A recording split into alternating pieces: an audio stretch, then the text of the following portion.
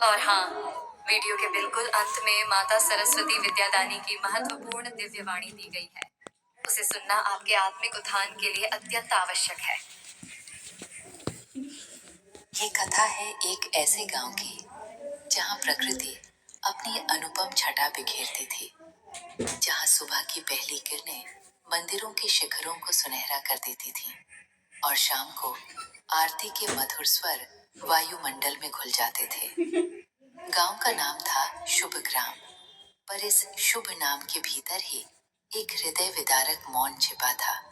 एक ऐसा मौन जो एक निर्दोष आत्मा को तिल तिल जला रहा था। शुभ ग्राम के एक छोटे से घर में राधा नाम की एक कन्या रहती थी। राधा नाम कितना पवित्र, कितना मधुर, पर इस राधा के जीवन में केवल करवाहट और पीड़ा ही भरी थी।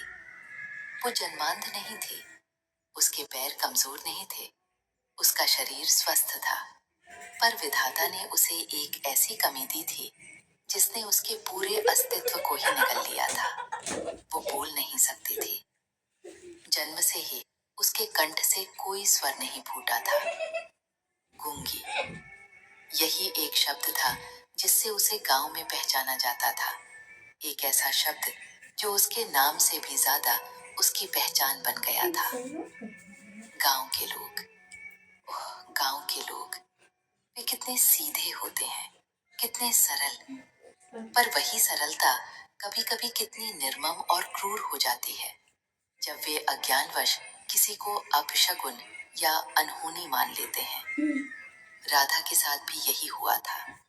जब वो छोटी थी तो बच्चे उससे डरकर भाग जाते थे, जैसे वो कोई भयानक जीव हो। माएं अपने बच्चों को खींचकर अपने आंचल में छुपा लेती थी, जैसे राधा का मौन उन्हें भी संक्रमित कर देगा। बड़े बुजुर्ग उसे देखकर मुंह फेर लेते थे, फुसफुसाते थे, ईश्वर जाने किस कर्म का फल है ये। इस घर में सुख कहाँ से आएगा जब एक ऐसी जीव वाली अभागी। To me, development delayed is development denied, and we have to change this. We know the energy.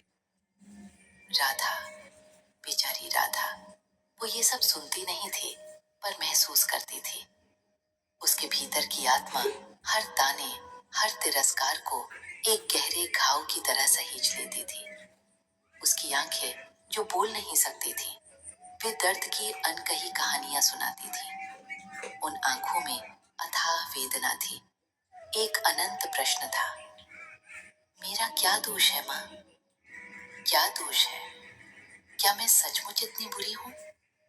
उसके माता पिता रामदीन और सावित्री उसकी इस पीड़ा को देखकर स्वयं भी जीते जी मर रहे थे। रामदीन एक साधारण किसान अपनी बेटी को लेकर मंदिर मंदिर भटका था। वैद्य के चक्कर काटे थे, पर हर जगह से निराशा ही हाथ लगी थी। सावित्री, एक माँ का हृदय, अपनी बेटी के लिए रात रात भर आंसू बहाती थी। वो उसे प्यार करती थी, उससे बातें करती थी, पर उन बातों का कोई प्रत्युत्तर न मिलने पर उसका दिल चूर चूर हो जाता था। मेरी बच्ची, मेरी राधा, तू कब बोलेगी, कब माँ